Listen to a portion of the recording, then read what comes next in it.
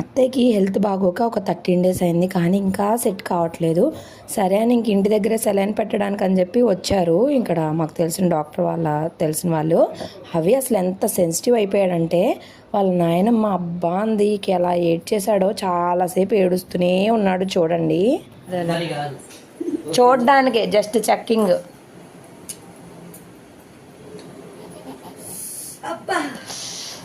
దేవుడా, ఏం లేదు నానా. తర్వాత కూడా సెలైన్ ఎక్కిస్తుంటే అసలు ఎక్కట్లేదు. నరాలన్నీ కూడా వీక్ అయిపోయాయి. సరిగా తినక అలా చేసుకున్నారు. ఫుడ్ బాగా తినాలి అని చెప్పారు. ఎక్కడికక్కడ వాపులే. ఇంక ఈరోజు మేము ఫైనల్గా హవికి కూడా ఒక చెకప్ ఉంది. ఇక అది అయిపోతే హవి బాగా సెట్ అయిపోయాడు. హెల్త్ అనేది బాగా సెట్ అయిపోయింది.